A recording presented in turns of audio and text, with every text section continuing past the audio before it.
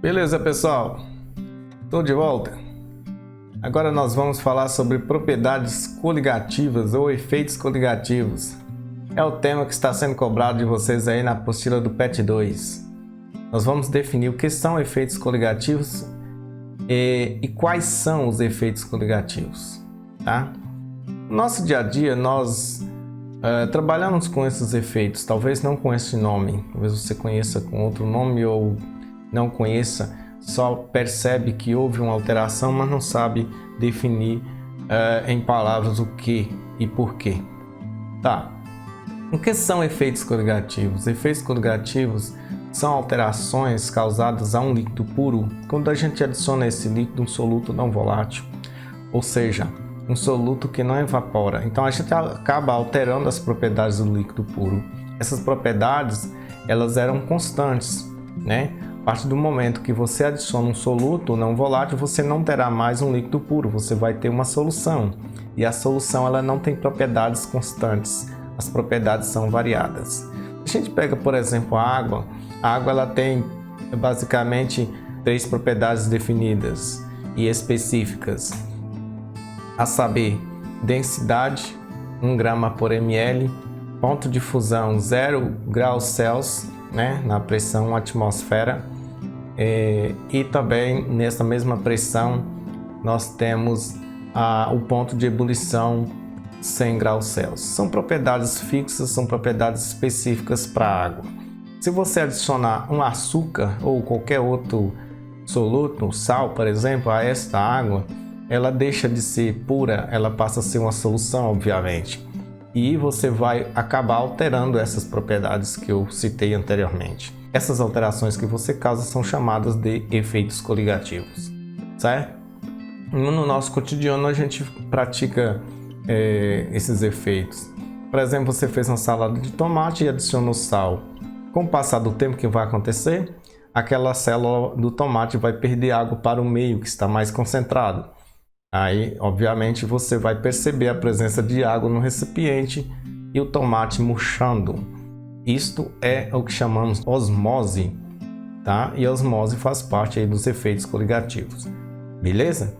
Então, acompanhe comigo nesta aula, nós vamos definir todos esses processos, tá bom? Vamos lá então? Propriedades coligativas. Nós temos tonoscopia. O que é tonoscopia? É o abaixamento da pressão de vapor do solvente. O solvente ele tem uma pressão para evaporar. Se você adiciona um soluto não volátil a esse solvente, ele vai diminuir essa pressão de vapor, ele vai encontrar dificuldades para evaporar. Exemplo que nós falamos aqui, ó, a água. A água ela tende a entrar no estado de vapor 100 graus Celsius, né? Se você adiciona um soluto não volátil, esta água ela vai diminuir essa pressão. Você está criando uma dificuldade para essa água, então ela vai ter a pressão de vapor menor. Então ela vai diminuindo aí a pressão, vai abaixando a pressão de vapor desse solvente, tá? Então ele vai deixar de evaporar, tá? Naquela temperatura pré-definida. Por exemplo, o álcool ele evapora, né, ou ele entra em estado de ebulição a 78 graus Celsius. Adicionando o soluto não volátil, você está diminuindo essa pressão de vapor. Você está criando dificuldades para que essa substância evapore, né? No caso, após a adição do soluto não volátil, você não pode falar mais substância, né, e sim uma solução. Ebulioscopia. O que seria ebulioscopia? É o aumento da temperatura de ebulição. Então, aquela substância que iria ferver a determinada temperatura vai ter esse valor aumentado, né? No caso da água aqui, ó, a água ferve nas condições de 1 atm a 100 graus Celsius. Se você adicionar um soluto não volátil, causando o efeito coligativo de ebulioscopia, você vai aumentar, tá? Aumentar essa temperatura. Ela não ferverá mais a 100. É aquela situação que a água está fervendo, você adiciona, por exemplo, um açúcar e ela para por um determinado momento de ferver, até retomar novamente. Crioscopia é o abaixamento da temperatura de congelamento do solvente, tá? Aquela substância iria congelar e daí você adicionou um soluto não volátil. Então ela vai demandar uma temperatura bem abaixo daquela pré-definida para que ocorra esse congelamento, tá? É muito comum no nosso dia a dia a gente praticar esses efeitos coligativos, como eu falei na introdução, certo? Nós temos, por exemplo, uma situação do cotidiano, adição de aditivos de radiadores em automóveis. Para que serve isso daí? Né? Para que serve um aditivo de radiador? Ele evita que a água ferva mais rápido e evita também que a água congele. Então, o que ele vai causar? Ele vai causar uma alteração na ebulioscopia e na crioscopia, né? Então, ele vai alterar aí o ponto de ebulição e o ponto de congelamento da água. Isso serve para países onde a temperatura é muito alta. Ele vai evitar que a água ferva lá no radiador, certo? E também vai evitar que a água congele lá no recipiente, certo? Então, é a adição de um aditivo que faz com que esses procedimentos, né, ou essa situação não ocorra nos automóveis. Até mesmo também, né, o lançamento de sais nas avenidas, nas ruas, em países onde a temperatura é muito baixa, causando aí o efeito crioscópio, certo? Não deixando que essa água congele com facilidade, evitando assim possíveis acidentes na pista. Também é um efeito coligativo aí, tá? Citando aí para vocês algumas aplicações de efeitos coligativos. O próximo efeito seria este, ó, pressão osmótica. O que é osmótica? Pressão osmótica é a passagem, né? No caso, a osmose. Passagem de quê? Do solvente de um meio menos concentrado para um meio mais concentrado. Então, sempre de menos para mais, certo? E essa passagem de solvente, ela é feita por meio de uma membrana semipermeável, uma espécie de esponja. Então, o solvente ele vai sair do meio que está menos concentrado, indo em direção ao mais concentrado. Aquela situação que eu expliquei da questão da salada, né? Que a célula começa a perder água. Essa situação aqui de pressão osmótica, pessoal, explica, por exemplo, por que você não pode pegar um peixe de água doce e levar para água salgada e vice-versa. Ele vai sofrer um processo de osmose, né? O meio dele não está adaptado. Se ele está no meio de água doce e ir para a água salgada, o que vai acontecer? A célula dele vai começar a perder água para o meio mais concentrado, que seria o meio salgado, água salgada. Consequentemente, ele vai desidratar, ele vai sofrer uma desidratação, tendo aí as células murchando, pode até morrer, né? E também, se for o contrário, ele de água salgada, o peixe, e você levou esse peixe, né, esse ser ou esse protozoário para água doce. O que vai acontecer? A água doce está menos concentrada, então haverá uma entrada de água doce na célula desse ser, fazendo com que essa célula ela incha e acaba estourando, causando também aí uma morte no ser. Tá? Explicando aí um pouquinho a aplicação de osmose. Não esquecendo que é sempre de menos para mais. Na questão aí do PET, você precisa saber de um assunto super importante, né? Não que os outros não sejam, mas para esse momento você precisa saber de dissociação e ionização. Por quê? Os efeitos coligativos eles dependem somente da quantidade de partículas, tá? Então você tem que ter certeza quantas partículas você tem daquela solução para definir a intensidade ou não de um efeito coligativo. E para determinar a quantidade de partículas, você precisa separar essa substância, você precisa separar as partículas da substância, tá? No caso, se você tem uma base, né, ou um sal, pegar um sal aqui, ó, NaCl. Ele vai sofrer uma dissociação. Ele está sólido. Então você vai colocar ele em meio aquoso, né? Você vai adicionar esse soluto aí no solvente. E o que vai acontecer do outro lado aqui? Você vai ter a separação em íons. Na mais Cl menos aquoso. Então quantos mols de íons foram separados aqui? 2. Né? Nós temos aqui 2 mols de íons. Vamos pegar outro sal aqui, o CaBr2 em meio aquoso.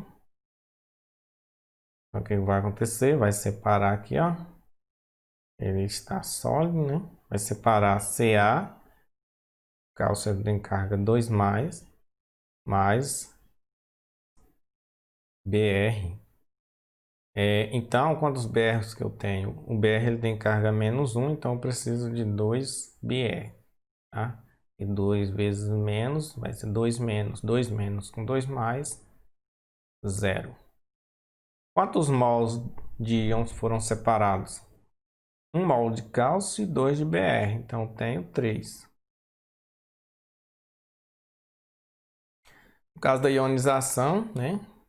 Funciona com os ácidos. H3PO4 em meio aquoso. Não vai separar 3 íons de H+, mais o íon fosfato. 3 mais, então aqui 3 menos. Então, nós separamos aí, ó, 3 íons de hidrogênio mais um íon de fosfato, 4 mols de íon. Se eu tivesse outro ácido, HCl, em meio aquoso, vai separar H+, mais Cl menos.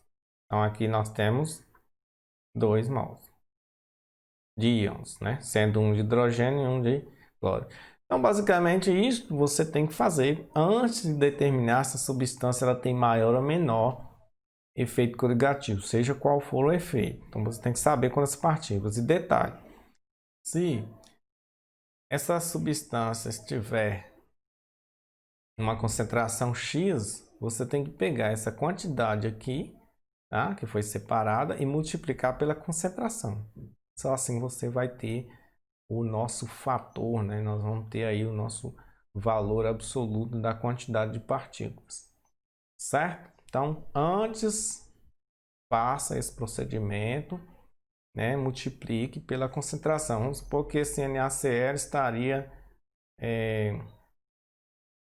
a 0,1 mol por litro de concentração. Então você vai pegar lá 2 vezes 0,1 vai dar 0,2. Este valor aqui é o nosso, né, o nosso X da questão. É por ele que você vai verificar quem tem maior ou menor ponto de ebulição e assim por diante, tá? Qual a quantidade maior de partícula ou de menor partícula, ok?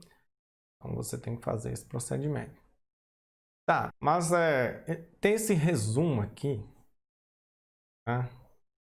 Eu gostaria de compartilhar com vocês. Eu acredito que ele venha facilitar. Do que depende os efeitos coligativos? Depende de quê? Das partículas.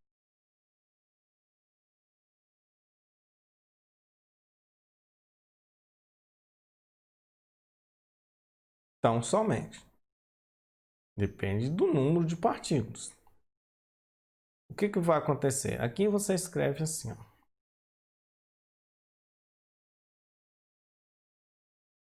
Vapor.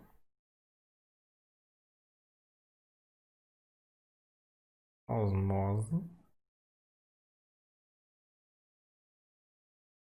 congelamento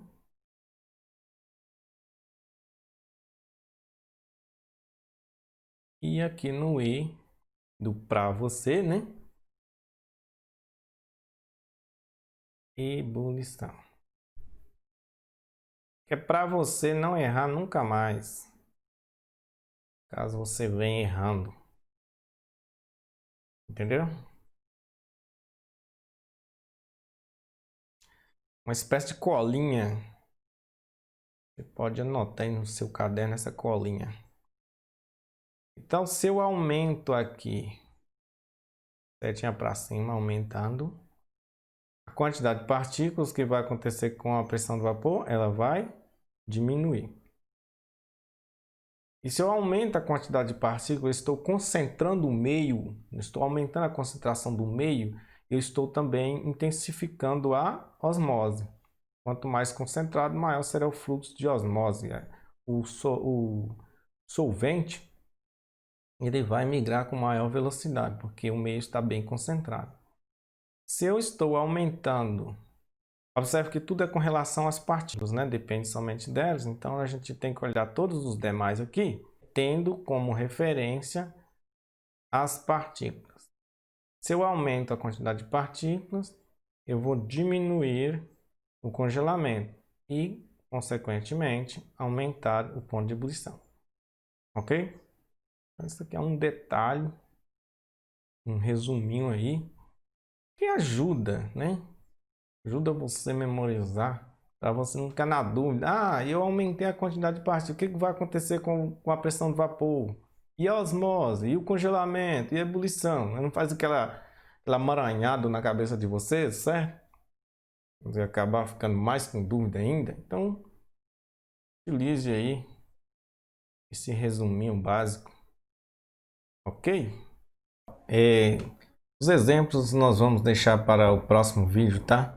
Não deixa de assistir, assista lá o vídeo. Vamos trabalhar com os exemplos de como determinar as propriedades coligativas, tá bom? Eu espero vocês no próximo vídeo. Até lá!